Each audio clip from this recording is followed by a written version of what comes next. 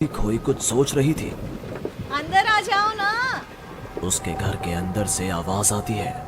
तब भी सुमन काले अंधेरे में खड़ी न जाने किसका इंतजार कर रही थी, जिसमें से एक औरत अपने 2 बच्चों के साथ उसके पास वाले घर में लाल रंग की एक कार से उतरती है और बारिश में भागती हुई सामने वाले घर में चली जाती है। हेलो, कौन? मेरा कुछ सामान तुम्हारे पास है, लौटाओगी नहीं? आपका क्या सामान? कौन है आप? और मैं तो इस घर में कुछ सेकंड्स पहले ही आई हूँ। आपको यहाँ का नंबर कैसे पता चला? मम्मी, हो सकता है कि जो फैमिली यहाँ पहले रहती हो, ये कॉल उनके लिए हो। नहीं नहीं, ऐसा नहीं है। बाहर कड़कड़ाती बिजली एक अनजान आदमी के फोन ने नेहा को डरा दिया था। वो फौरन कॉल रख देती है। चलो बच्चों, कमरे में चलते हैं, मैं तुम्हें सुला देती हूँ। पर यहाँ इतने अंधेरे में तो कुछ भी नहीं दिख रहा। मम्मी, फ्लैश लाइट ऑन करो ना। नेहा फ्लैश ऑन करती है, जहां उसे ऊपर जाने की सीढ़ियां दिखती हैं और चारों तरफ सफेद कपड़ों से ढके हुए फर्नीचर। तभी नेहा की 3 साल की बेटी उससे कहती है, मम्मा घोस्ट। नो माय लव, ये तो वाइट क्लोथ्स हैं। चलो ऊपर, मम्मा आपको स्टोरी सुनाएगी, सुननी है ना? चलो चलो चलो। नेहा स्ट्रॉबेरी को गोद में उठाती है और रोहन के साथ सीढ़ियां चढ़ना शुरू करती है। एक एक था मानो वो सीढ़ियों पर नहीं दलदल में कदम रख रही हो। ये मेरे पैर सीढ़ियों में धंस क्यों रहे हैं? बहुत देर चलने के बाद सीढ़ियां खत्म होती हैं। ऐसा लग रहा है मानो मैं जन्म से बस चल ही रही हूँ। जैसे तैसे थकी हारी नेहा ऊपर कमरे में पहुंचती है। जैसे ही फ्लैश बेड पर पड़ता है, वो देखती है कि उसके दोनों बच्चे पहले से ही बिस्तर पर सो रहे हैं। मेरा सर चकरा रहा है। बच्चे तो मेरी गोद में थे, यहाँ कैसे आ गए? और वो भी मुझसे पहले। नेहा कुछ समझ नहीं पाती और बेसुध होकर जमीन पर गिर पड़ती है। अगली सुबह उसकी आंखें सूरज की किरणें चेहरे पड़ने से खुलती हैं। नेहा बालकनी में जाती है, जहां उसे सुमन अपने बालकनी में खड़ी दिखती है। ऐसा लग रहा था मानो सुमन रात भर से वहीं खड़ी थी। सुमन नेहा को मुस्कुराकर देखती है। हेलो, मैं यहाँ कल ही शिफ्ट हुई हूँ। मेरे हस्बैंड का यहाँ ट्रांसफ़र हुआ है। आसपास कहीं घर ही नहीं मिला, तब 40 किलोमीटर दूर यहाँ ये घर मिला। आप यहाँ पर कब से हैं? पता नहीं, सालों हो गए, यहाँ कोई आया ही नहीं। पर अब तुम आई हो तो राहत सी लगी। आओ ना घर पर। मुझे भी कंपनी मिल जाएगी। वैसे कल रात ना यहाँ कुछ अजीब महसूस किया मैंने। मैं आकर बताती हूँ। नेहा सुमन से मिलने उसके घर जाती है और पिछली रात हुए इंसिडेंट के बारे में उसको बताती है।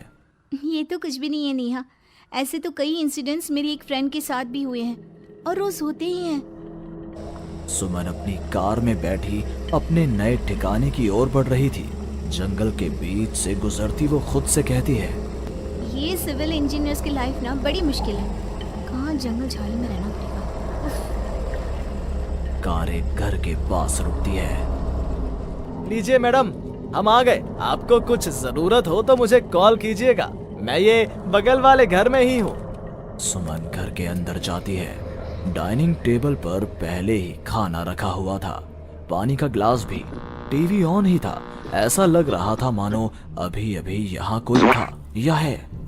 चलो, कंपनी अच्छी है, सब अरेंजमेंट्स मेरे आने के पहले ही कर रखे हैं। सुमन खाने की टेबल पर बैठती है, जहाँ 5 लोगों का खाना परोसा हुआ था। ये 5 प्लेट किसके लिए सर्व कर दिया? हाथ है।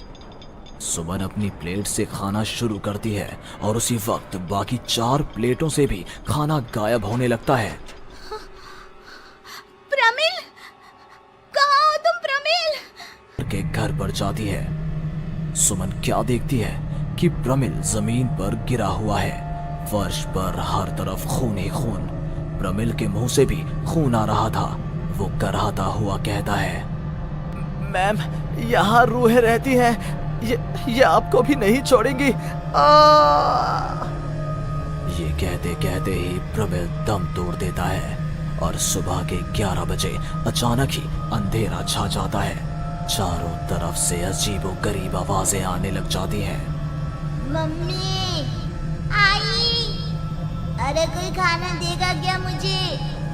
अरे जी सुनिए ना, प्लीज प्लीज मुझे मत मारो। पापा बचाओ, ये लोग कौन है? सुमन अपने दोनों हाथों से अपने कान को बंद कर लेती है और जोर जोर से चीखती है। अचानक एक सन्नाटा चारों ओर फैल जाता है। सुमन प्रोमिल के घर से बाहर निकलती है। चारों ओर घुप अंधेरा, वो भी कुछ देख नहीं पाती और वापस अपने घर की ओर लौट आती है। इससे अच्छी तो मौत होती, ये मैं कहाँ फंस गई। क्या मरने वरने की बात करती रहती हो? जाओ मेरे लिए चाय बनाओ। ये कौन बोल रहा है? तभी अचानक से घर की लाइट्स ऑन हो जाती हैं। सुमन देखती है कि वो किचन में है। उसके ठीक बगल में एक औरत, जिसके बाल उसके चेहरे की ओर थे, गैस के फ्लेम में अपने दोनों हाथों को पका रही थी। तुम कौन हो? कौन हो तुम? और यहाँ क्या कर रही हो? इनको बहुत पसंद है मेरे हाथों का खाना, तो मैं भी चखवा दूं क्या? कर्कश आवाज में ये कहती हुई वो औरत झट से सुमन के हाथों को आग में डाल देती है। सुमन चीखती रहती है पर वो औरत उसके हाथों को नहीं छोड़ती। तुम्हारे पेट में एक बच्चा है ना, सुन लिया मैंने। और औरत ये कहती सुमन के पेट पर हाथ फेरने लग जाती है और उसके पेट में हाथ डालकर मांस का टुकड़ा बाहर निकाल कर खा लेती है। मेरा बच्चा। ये तो कुछ भी नहीं, उधर देखो। वो औरत दीवार की तरफ इशारा करती है। दीवार पर खून के ऐसे धब्बे थे मानो नवजात शिशुओं को उसी दीवार पर पटक पटक कर मार दिया गया हो। तभी वहां लगभग 5 साल का एक बच्चा आता है। उसका शरीर पूरा सफेद और आंखें काली थी। माँ, भूख लगी है। वो औरत अपने आग में सेके हुए हाथ को वहीं पास में पड़े चाकू से काटकर बच्चे को खाने को दे देती है। सुमन तो समझो अब मर ही चुकी थी, न रह सकता था। अब उसका शरीर भी गवाही दे रहा था। एक कदम भी चलना मुश्किल था। वो दीवार को पकड़ पकड़ कर बाहर हॉल में आती है, जहां डाइनिंग टेबल पर 5 लोगों को बैठा देखती है। बिना सर का एक आदमी टेबल पर अपने बीवी और 3 बच्चों के साथ बैठा था। सभी सुमन की ओर देखते हैं।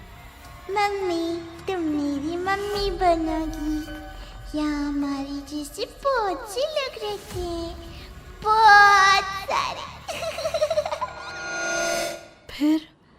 फिर उस लड़की का क्या हुआ? वो अब जिंदा है? हाँ, उन लोगों को एक जिंदा इंसान भी चाहिए था जिसे वो रूहें रोज मारे, रोज। पता नहीं कितनी ही रूहें हैं, आज भी 1-2 तो दिख ही जाती हैं। वो लड़की तो बस निकलने का राह ढूंढ रही है, पर वो निकलेगी कैसे? क्या कोई तरीका है? हाँ, किसी और को उन रूहों के हवाले कर देना, यही एकमात्र रास्ता है। तो उसने किसे उन आत्माओं के हवाले किया? किया नहीं, अब करेगी। तुम्हें ये वही घर है और वो लड़की मैं हूँ। अलविदा नेहा।